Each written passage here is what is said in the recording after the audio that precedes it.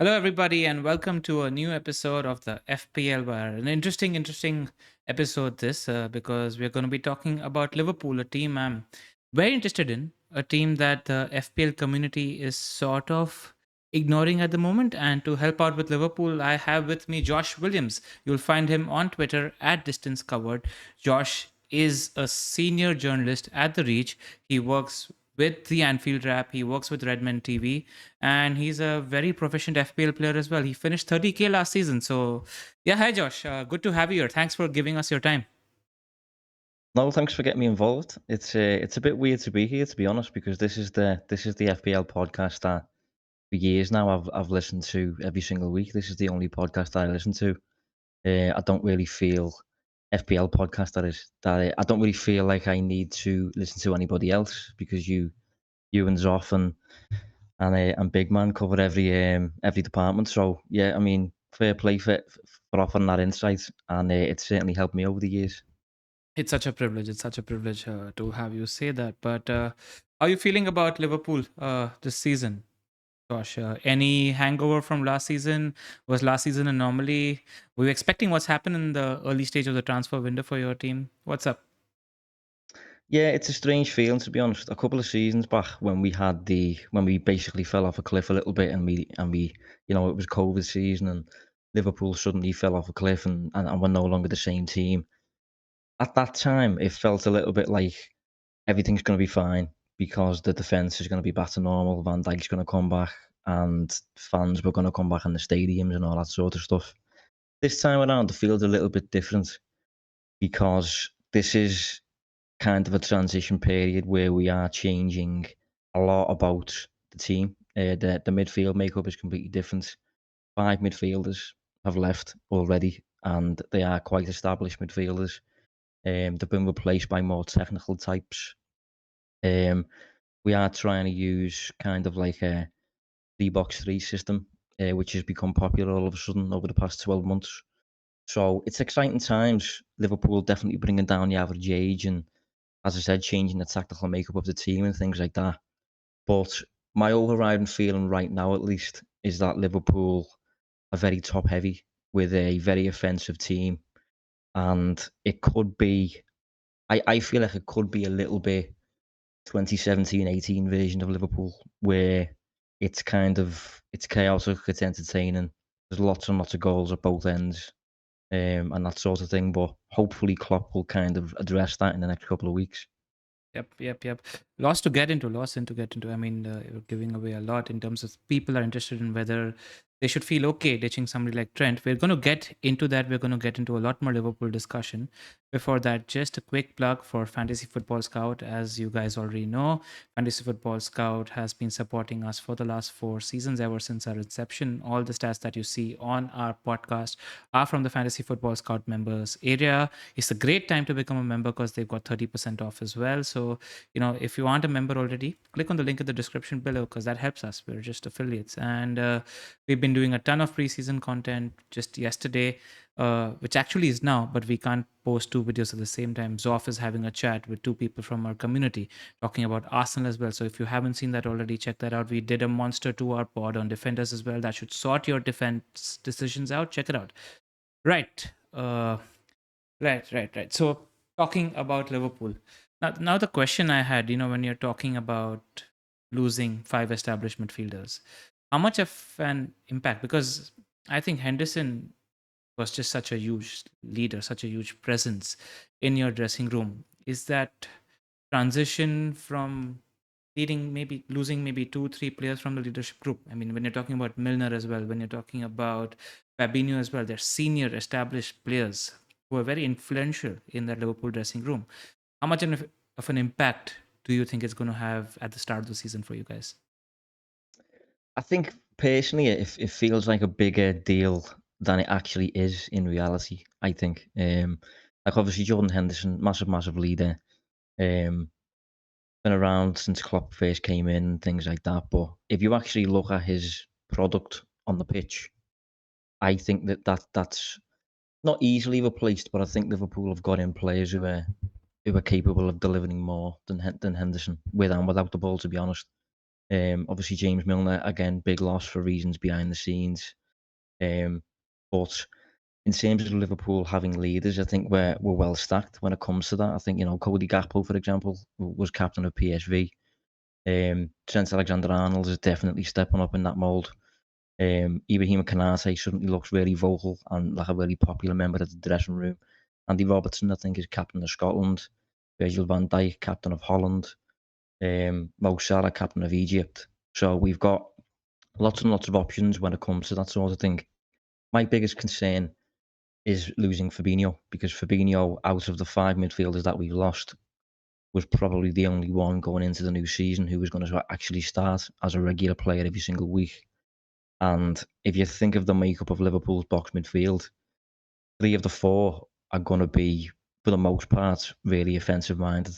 And Fabinho was kind of the fire extinguisher, if you like, the kind of player who will actually think about defence and will put out fires before they spread.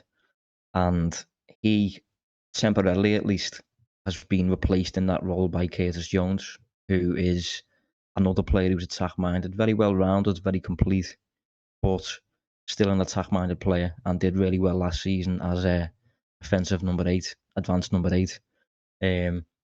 So that is an experiment that's going to be interesting to watch. But yeah, out of the players who've departed, I think Fabinho's loss, even though he was not his usual self last season, just having that specialist in the team is, or not having that specialist in the team is a bit of a concern. You mentioned, the box midfield. You're fairly certain that Liverpool pursue with that. At least the signings indicate that. The last 2 preseason games indicate that. You think they're going to continue with that shape? Yeah, I'm convinced. It's been interesting actually as well, because Klopp has been very reluctant to play his players too much in pre-season. So a lot of them, for the most part, have been playing 45 minutes at a time. He got a little bit more against Bayern Munich, certain players, but for the most part, it's been one half for each player essentially. But when Trent hasn't been playing, it's been Kostas Tsimikas doing the inverting from the left. So even without Trent in the team, Klopp has been attempting to strike this kind of box midfield balance. For that reason, I expect Trent to play virtually all the time, which is obviously an interesting fantasy point. We can't really, I mean, Tsimikas has had a go, but he's just nowhere near as capable as Trent is. So yeah, I expect the box to persist. I think we've recruited for the box, getting into kind of number 8s who are comfortable playing as number 10s when you've got the ball in Szoboszlai and McAllister. So yeah, I expect it to continue.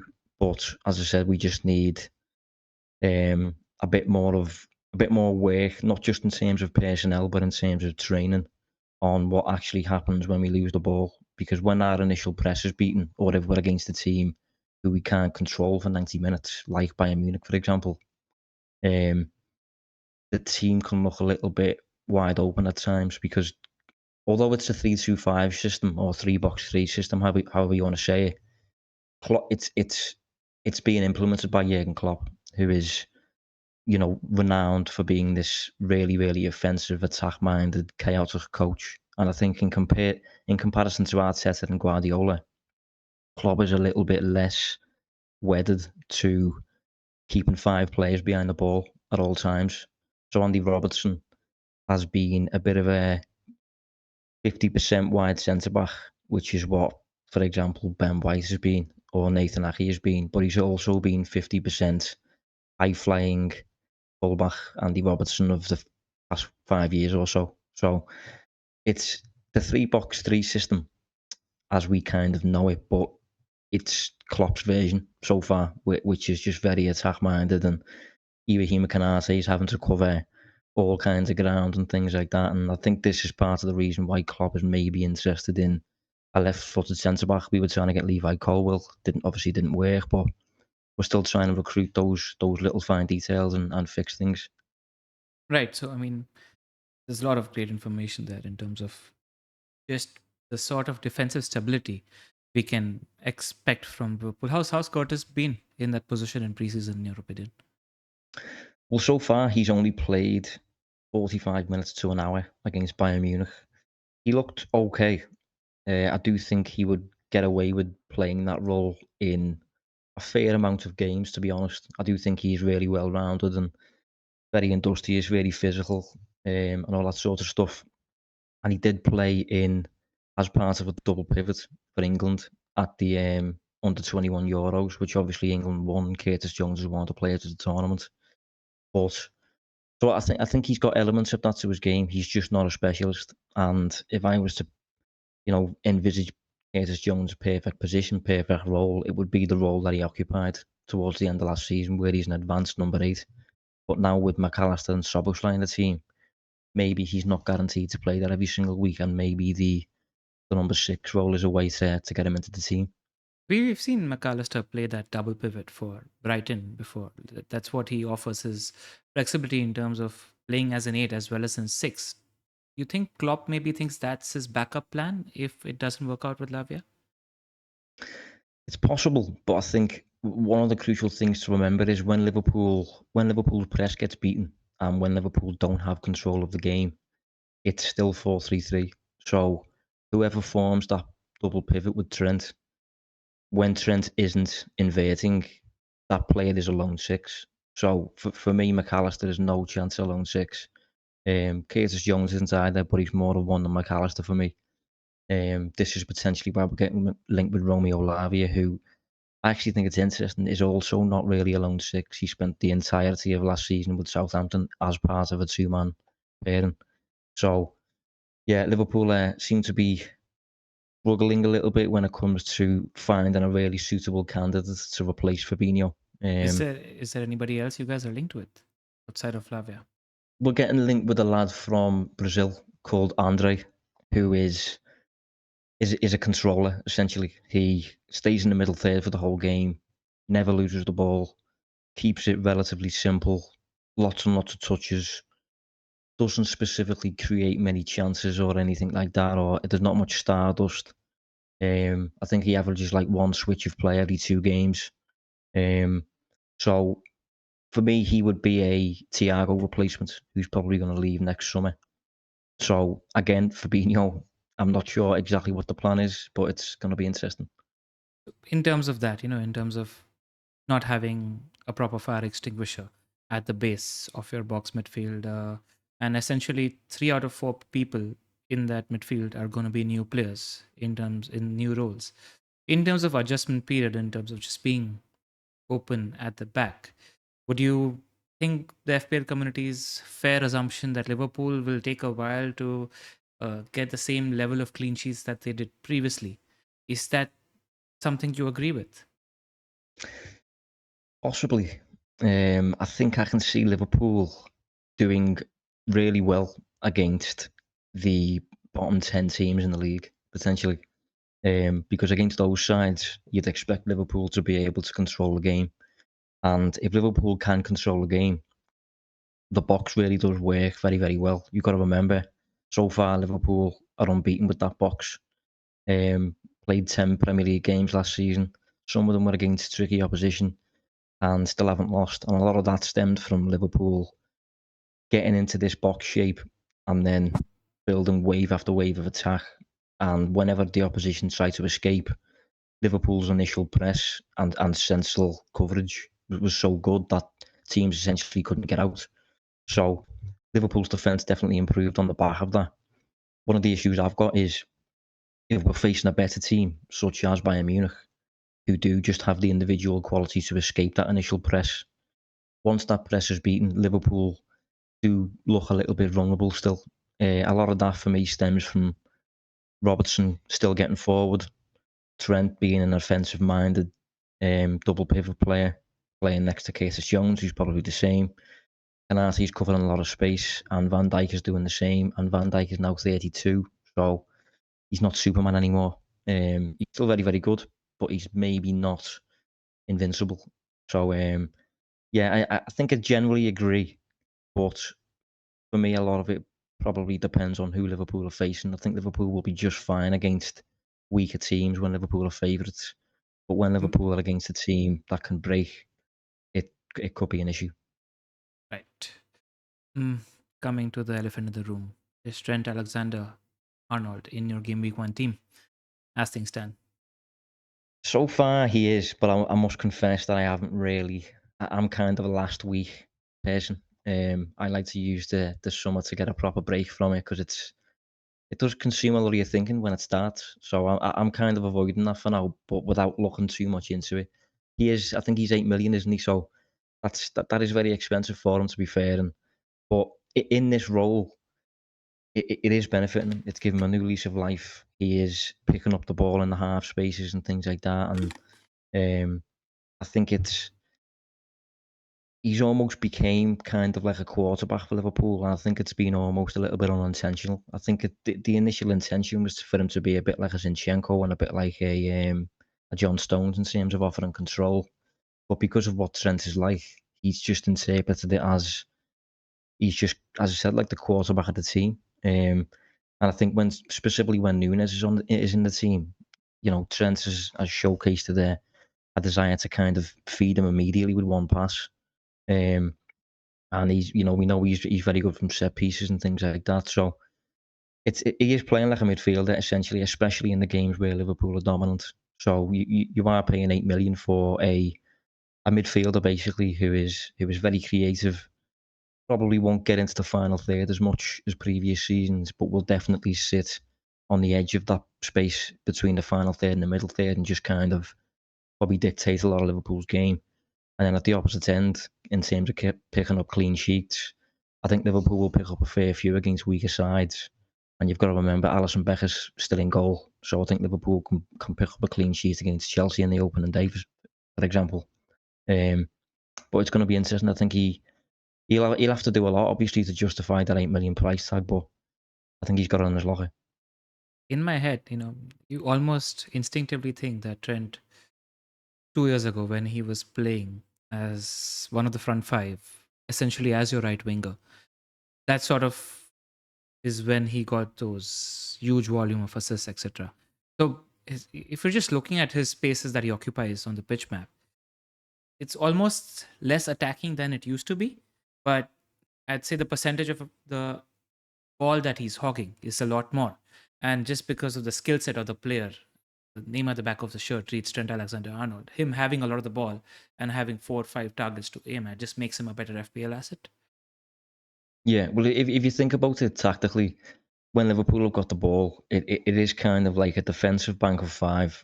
Then there's a bit of a safety net for the team, and an offensive bank of five who are responsible for creating and scoring the goals. Essentially, Trent nowadays with this new system is technically part of the defensive bank of five, which he wasn't in the past.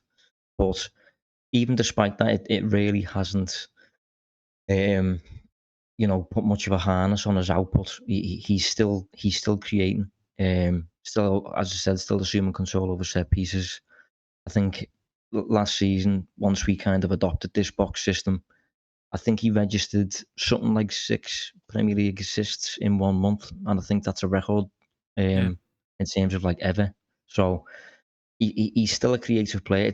It's just kind of it's. I mean, imagine Kevin De Bruyne in a midfield too, because that's kind of what it is.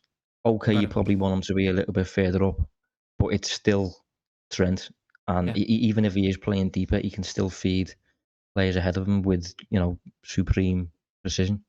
yeah. I mean, what I'm hearing from what you're saying, if I had to convert that into FPL learning, is yeah, you can make an argument against Trent maybe when the fixtures look slightly difficult, but once the fixtures turn green, he sort of becomes a no-brainer just because of the sheer Yeah, amount of control that Liverpool's going to have in these games.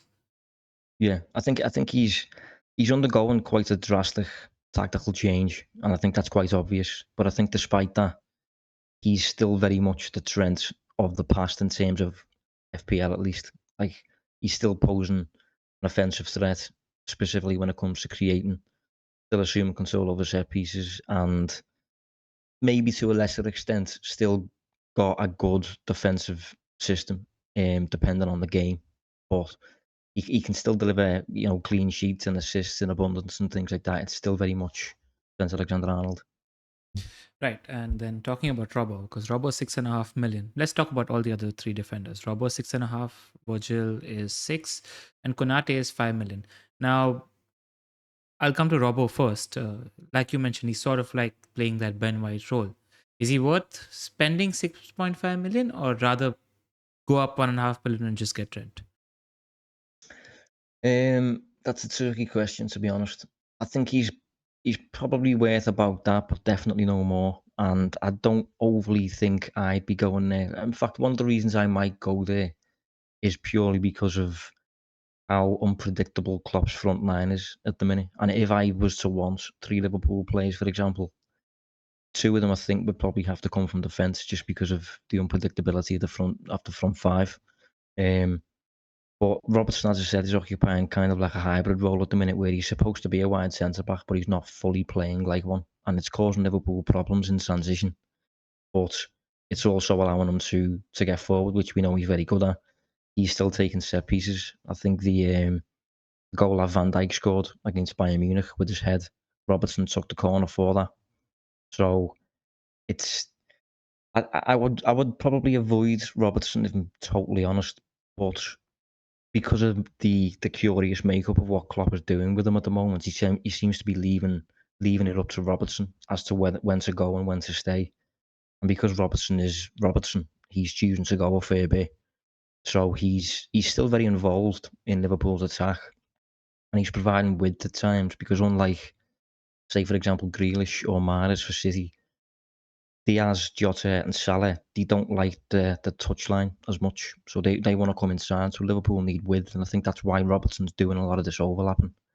So I think he's probably one to consider, but it's not like it's nowhere near a must-have. And it's, as I said, the main reason to include him, I think, would probably be because he's probably a bit of a guaranteed starter at the minute, unless Liverpool get in left-footed centre back. Right. And is Ibrahim Konate nailed on? Because I think at 5 million, we saw in the previous Champions League campaign, he's capable of very much set piece threat and, putting the back goal at the back of the net. Only problem is that slight competition worry with Matip. Is that a worry? In my head, he's first choice now. He's first choice for me, yeah. I don't think it's much of a worry, especially in this system, considering the nature of Robertson and what Trent is doing with the inverting. There's a big onus on that right-sided centre-back to really cover, a full quarter of the pitch, really, like a lot of space, essentially. And Konate's got the speed and the physicality to do that. The other day against Bayern Munich, he started on the bench. I'm not exactly sure why, but Bayern's first 2 goals, both of them come down that side and involved Matip essentially Yep. getting roasted. So I think Konate's it is a starter now. I don't think he is a player I would include personally, even though he is definitely a threat from set pieces. Simply because I don't think Liverpool have got that kind of clean sheet assurance of previous seasons, maybe. So if you're reliant on that to be Konate's main avenue to points, it just feels like a bit of a risk at this stage. At least things might improve, but as of right now, Liverpool do look a little bit open at times, a little bit too expansive. Fair enough. I mean, it's probably when people are going to look at Liverpool defense, it's going to be around the game week 7-8 territory, where they just have a really good run of fixtures. And I'm glad to hear you think you mentioned earlier he's part of the leadership group now. He's much more vocal, etc. So I like that. It's just Yeah. something that I sort of registered in my head that okay, he is firmly first choice because people jumped at Trent for conceding those 2 goals against Munich, and I saw the game. It was clearly Matip getting done in that position. So yeah, in alignment with you there. Let's talk about the 2/8s in your team. Firstly, I didn't ask you earlier. Is Soboslai going to take a fair chunk of set pieces from Trent and Robbo? How do you see that? Yeah, well, this is an interesting one because he looks very good at them. He looks very, very technical in terms of the way he strikes the ball. Like he's going to be the kind of player who will take a lot of long shots in the Premier League as well. But the way in which he strikes the ball, you can just quite clearly tell he's very technically gifted. Um, but part of the problem, obviously, is he's coming up against Trent and he's coming up against Robertson when it comes to these set pieces. He has taken a few already in pre-season. I can't guarantee that Trent and Robertson were on the pitch at the time. They might have been. So I think as a bit of an educated guess, I do think he will take set pieces for Liverpool. but not all of them. Similar to Robertson over the past couple of years, and similar to Trent, no player has really dominated the set pieces for Liverpool. Klopp has been a bit more interested in variety, really. So I think it's just another weapon for Liverpool to use, another way for him to pick up points. But I don't think he will dominate them. Right. And both of them are fairly cheap when it comes to FPL assets. I think you feel the same way in terms of the expected minutes from both of them. They both look like fairly secure first team players. Are any of them showing signs of being a decent FPL pick, or it's just for front three or nobody? It probably is front three, yeah. I think out of any of them, I would side with Szoboszlai simply because he does look to be more attack minded than McAllister, more final third, has played as a forward in the past. If you look at his output throughout his career, he does tend to register goals and assists. I think he seems to be quite a two-way player in terms of however many goals he usually scores the same number of assists, I think, over the course of a season. Might be wrong in saying that, but I think that's correct off the top of my head. So I think Szoboszlai is a player who could potentially go down a bit of a Martin Odegaard route, um, but I'm not overly certain on that. And in terms of McAllister, McAllister for me won't take penalties for Liverpool. I think it will still be Salah, and McAllister for me is a bit more of a. It looks to me like he's kind of compensating for the loss of Firmino in the sense that he is providing like an element of glue for Liverpool in the final third in really pressurised areas of the pitch. He's just retaining possession and keeping things ticking over, connecting things. But in terms of providing much of a creative threat, I don't think he creates too much. Potentially, he could turn into this kind of late arriver in the penalty box, but like a Wijnaldum or even a Gundogan potentially. But we're yet to see that really. Got it. So neither are FPL options at the moment. If you have to take a punt on one of them, it'd probably be Supersly at 7 million. Yeah, that's correct. Yeah, Szoboszlai could get to a point in the season where he's, as I said, he's kind of touching on what Odegaard was doing for Arsenal a little bit. But as of yet, I would probably avoid that one. All right. Cool. And coming to, a little bit of a spoiler, you do think Mo Salah is going to keep penalties, which, because I'm currently having Salah in my draft and I'm looking for reasons to keep him because I want to captain him in Game Week 2 against Bournemouth at home, where, Erling Haaland is playing Newcastle at home. Now, this is probably the first time at the start of the season where Mo Salah is going to be a differential in the FPL game. We've seen him have a huge volume of assists so far in preseason, not as many goals, but in this system, he did really well at the back end of last season. How do you see his role change? Does Klopp give him less responsibility defensively? Is he going to hog the touchline? Is he going to make as many runs as possible inside the box? Talk to me about Salah. Well, I think there's kind of a narrative at the minute that Salah is evolving into this creator, and to an extent, it is true, and it was the case last season as well at times. Um, he has registered a lot of assists in pre-season so far. He seems to specifically link well with Nunes. There's been like a specific kind of pattern of play where Salah will pick up the ball on the right, put inside using his left foot, and as he cuts inside, Nunes will run in behind, and Salah will find him with like a kind of diagonal reverse ball type thing, and it's caused problems for quite a few opponents. And I think with Nunes in the team, Salah is probably a little bit more likely to be that kind of player. But I don't think Nunes will be Liverpool's 9 all season. I think it will be a horses for courses thing. And when Cody Gakpo's in the team, for example, Salah becomes a little bit more of an attacker. And I think if you look at Salah's career as well, for example, his final season at Roma before he come to Liverpool, he was playing behind Edin Dzeko. Now, Edin Dzeko is very much a striker who is a penalty box player. He wants to put the ball in the net, and people will create for Edin Dzeko. Even despite that, Salah still scored 15 times in Serie A and registered 11 assists. And if you look at throughout his whole career, even if he becomes a creator, even if he tries to be a creator, he will always be, for me, predominantly a goal scorer. And touching back on what I said earlier about Liverpool being quite top heavy, if you look at Liverpool's 4 pre-season games so far, Liverpool have scored 4, 4, 4, and 3. So it's going to be the kind of season, I think, as I've said, where Liverpool are going to score a bag full of goals, be quite entertaining, and the neutral favourites, if you like. And if that's the case, Salah is the only player in the attack for me who's nailed. He's going to play every week. I personally, I mean, I've got no inside info on this, but I personally think he could leave next summer. So I think this could be the season where Klopp kind of uses up the last bit of the bar of soap, if you see what I mean. Yeah, yeah. Think another call from Saudi coming from him? Possibly, yeah, Yeah. because he's got 2 years left on his contract. So next year that'll be 1 year left. So I would expect Liverpool to probably cash in, but that's just a complete guess. But I think if that was the case, Klopp would be interested in basically using Salah as much as he possibly can this season. What we've seen generally, in terms of what Salah did when Liverpool moved into the box, midfield shape at the end of last season, is he didn't hog the touchline as much. It was just as much go half spaces, move into the center. He's always playing more as an inside forward than a winger. Do you expect that to continue with this setup?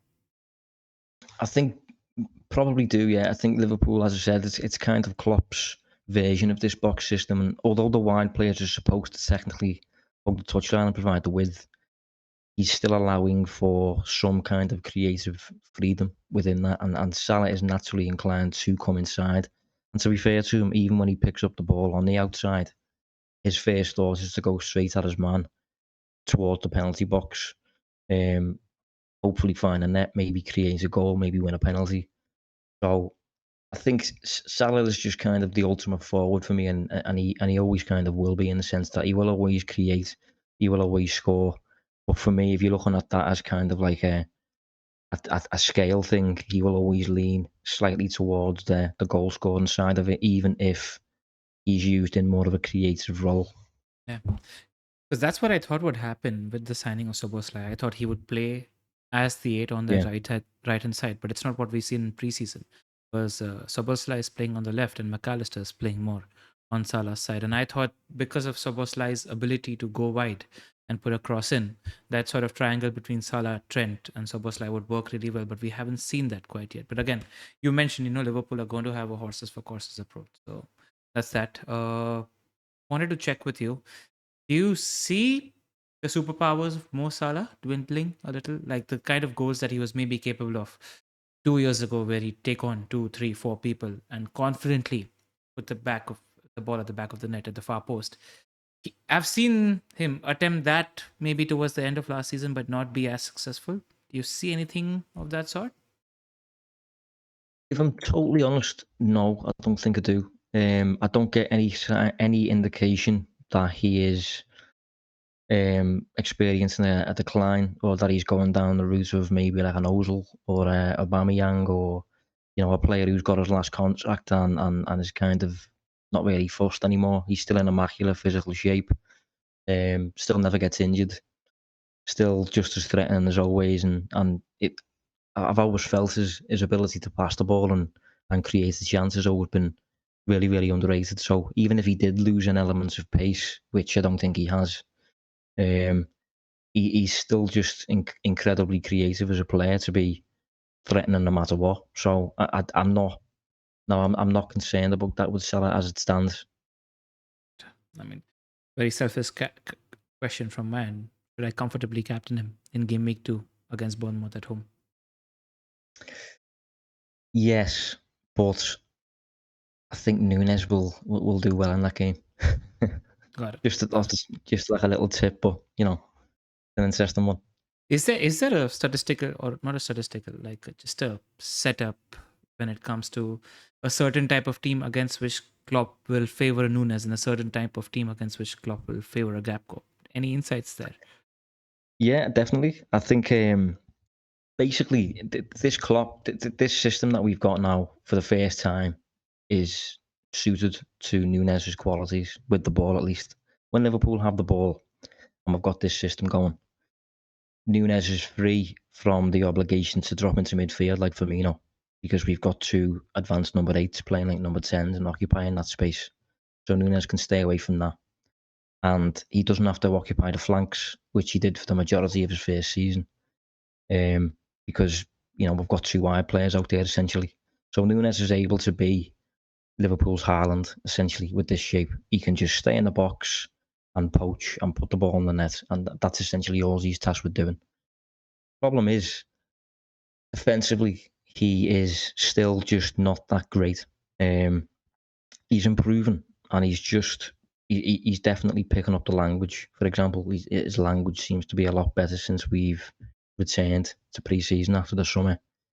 But he's just not on the level of Gakpo defensively. For example, earlier in the year, we played Fulham at Anfield, and after the game, Klopp called Nunes a racehorse, and that wasn't intended to be a compliment. That was a criticism in a way, because he said it in the sense of a racehorse who you can't control and who wants to just run at everybody, when the initial intention was for him to stick to João Palhinha, because João Palhinha was running the game for Fulham. That's what Klopp wanted him to do, but he didn't necessarily do it. The other day he came on as a substitute against Bayern, and Bayern Munich had the ball, one of the centre-backs, and Nunes was just a little bit detached from his midfielders to the extent where he was offering nothing essentially defensively. And if you compare that to Gakpo has been massively praised by Klopp since he's came in. He keeps describing him as a smart player, an intelligent player. He eats football, was his words. And he also specifically said any instructions that we give him, he is a natural when it comes to kind of executing them on the pitch. And I think it's interesting that against Bayern Munich, despite Nunes having a good pre-season, Gakpo started as the 9. So what I'm kind of getting at is, I think Nunes will not start when Liverpool are facing good opposition who can pose a threat, escape their own defensive third when they're building up the game, because Nunes is just not as good at that, essentially. But when Liverpool can afford to carry him that little bit more, I think Nunes will play as the 9, and I think Gakpo will either play on the left or potentially even as a left-sided number 8. Gakpo is very versatile, and Klopp really seems to like him. I think Klopp will find it difficult to keep Gakpo out the team, but he can get in the team in 3 different ways. Nunes can only get in the team as the 9, really, for me. And I Not even think on he the will. left. No, not for me. In the first season, potentially, because we still play with that kind of Firmino dynamic where the two wide players are a bit more inside forwards. It's not so much the case with the box system. So overall, I think Nunes, for example, first 5 games, I would be surprised if Nunes starts more than 3. I think Chelsea first game, I think Nunes starts on the bench. I think Gakpo starts up front with Jota and Salah. Got it. Yeah, that is great insight. And one thing what almost stands out to me when I'm watching Liverpool play with Gakpo is Gakpo's incisiveness, especially when he's inside the box. 9 out of 10 times he's making the right decisions in a pressure environment.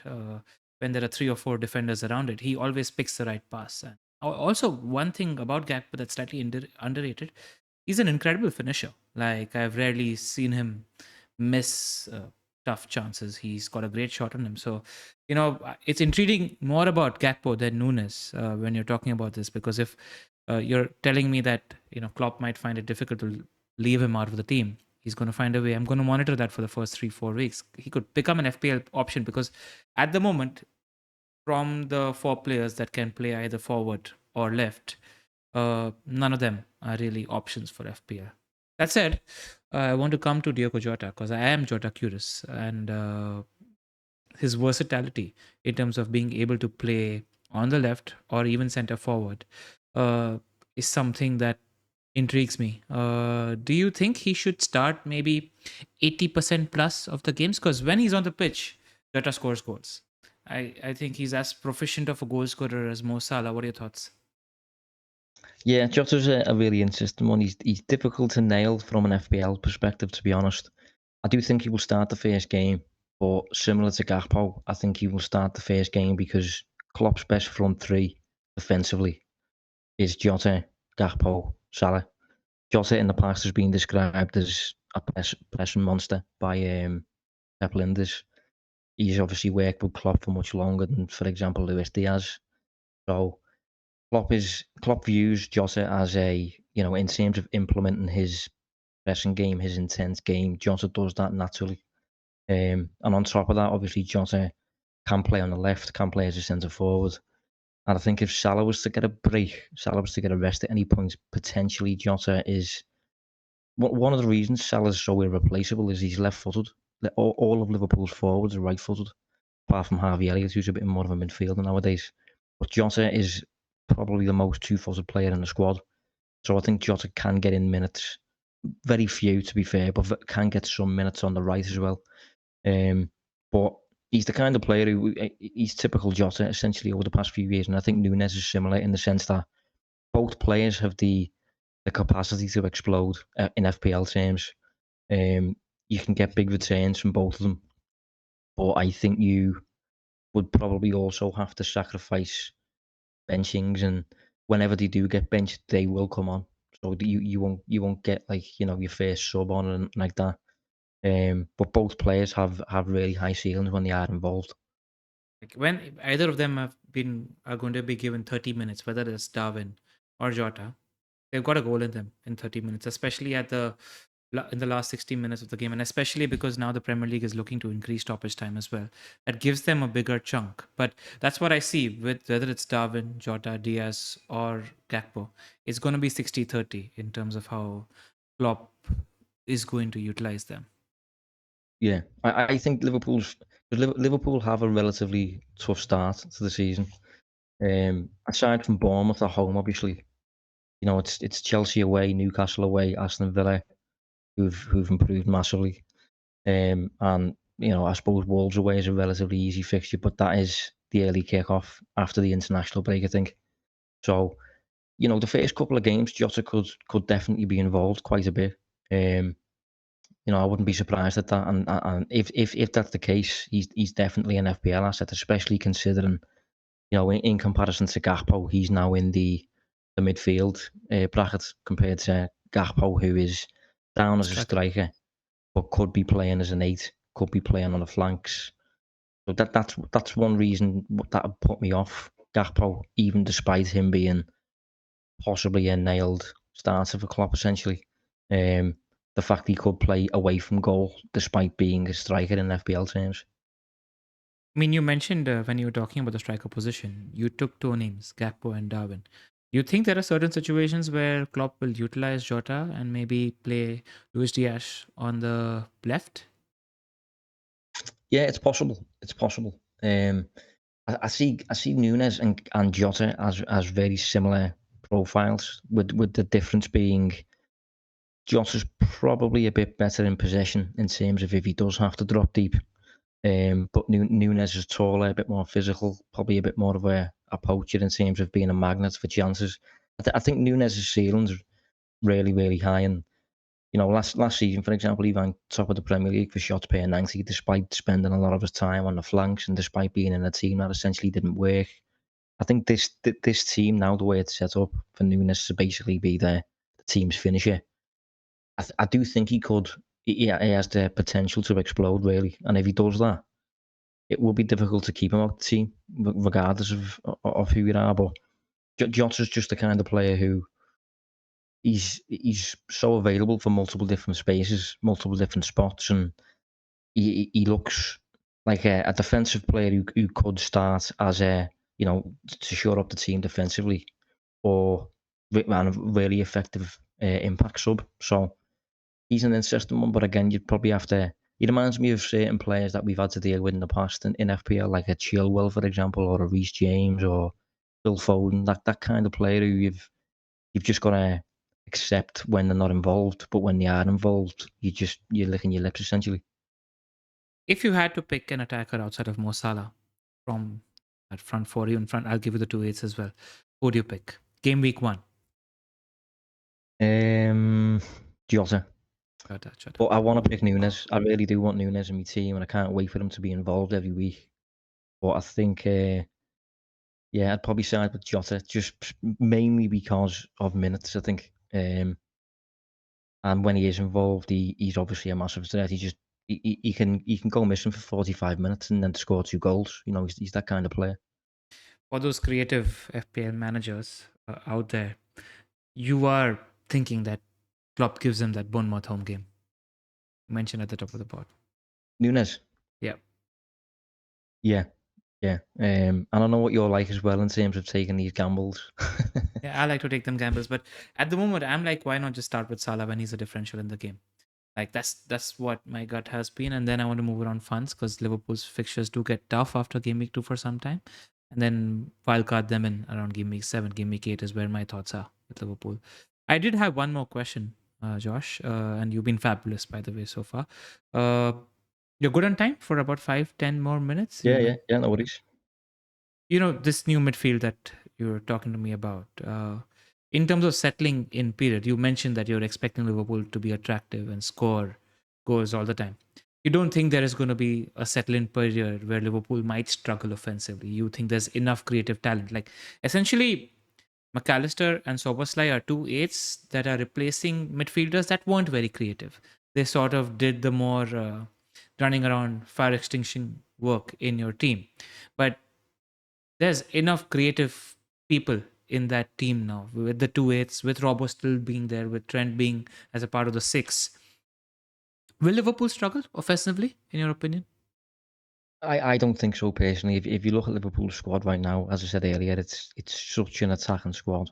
To the extent that Klopp's first choice 11, the only two players really who actually want to stay behind the ball is Kanate and Van Dijk. Everybody else wants to go. Everybody else wants to create. Um, our backup fullback option is Simicast, another attack-minded fullback. Curtis Jones is playing as Liverpool 6. Even Liverpool's number 8, when we go back into a 4-3-3 shape, your two number 8s are Alexis McAllister and Dominic Szoboszlai, who, a couple of years back, you'd be regarding them as 10s or forwards. So I think, and going back to it as well, Robertson not being so much of a wide centre-back, just wanting to get forward. I can just see Liverpool being an entertaining team this season, a team packed full of goals. And I think even despite the start of the season, a few new players coming in and things like that, I still don't think it will cause many problems for Liverpool offensively. I think Liverpool have real firepower there, and a lot of the players in the attack have been there now for at least a season. Gakpo's the newest, and Gakpo seems to be, really, really comfortable. Like he knows what he's doing and things like that. So yeah, I don't think Liverpool will need much time to get going in attack. As I said, pre-season so far, we've scored 4, 4, 4, and 3. We've got another friendly in 3 days. But it's really going to be interesting to follow. But I have a feeling it's going to be another one of those kind of crazy roller coaster Liverpool seasons, to be honest. It's nice.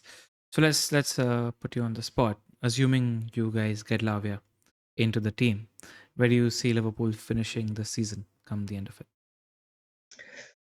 Well, I think despite last season not being very good, I think if you look at Liverpool's 11, and I'm a firm believer that, like, even despite the coach, I think for the most part you're as good as your players, really. And I think Liverpool have still got an 11 that consists of really elite players. Even getting in Alexis McAllister, who's just won the World Cup and seems to be really, really good. Salah, Nunes, Diaz, Gakpo, Jota, Trent, Robertson, Van Dijk, Alisson, Kanate. It's a proper talented group. So, injuries permitting, I think if Liverpool are playing every week like that, and obviously playing a few of the kids in the Europa League compared to the Champions League, which is what we used to every other season. Obviously, if you do include the manager, it is Jurgen Klopp. I think Liverpool will be in the top 4 relatively comfortably, personally. I don't know if we have enough on the defensive side to compete against a 90-point team such as Manchester City historically. I mean, City have just won a treble, so who knows if they're going to have the same hunger. Liverpool seemed to suffer from that last season, going so close to the quad. It did seem to have some kind of mental impact on the team just being past it. And obviously, Guardiola's lost a lot of he's lost Gundogan, potentially going to lose Walker and Silva and players like that. But yeah, Liverpool look like a team with a high ceiling, but it could also it could be a case of at times throughout the season Liverpool are like 2-0 up and they end up drawing 2-2, or they lose 1 or 2 games like 3-0 or something like that. But I do think for the most part, if you look at how things look, I do think Liverpool are a top 4 team, and I think we should get on our way back towards what we were. At least the players that are playing for your, I do think they sort of believe that they deserve to be in the top 2 or top 3. So I do see a little bit of a wounded tiger syndrome when it comes to Liverpool, and they'll really be up for it. Just last question, you brought up the Europa League. How do you see Klopp treating that? Is there going to be sort of like a second string team? Is he going to firmly focus on the Premier League and getting back into the top 4? What do you see happening there? I think in the group stage, especially, it will be basically second strings. I think he'll give minutes to the likes of Joe Gomez, Kostas Tsimikas, Matip, Harvey Elliott, Stefan Bajcetic, and players like that. Potentially even Thiago and things. I don't. I think it will take.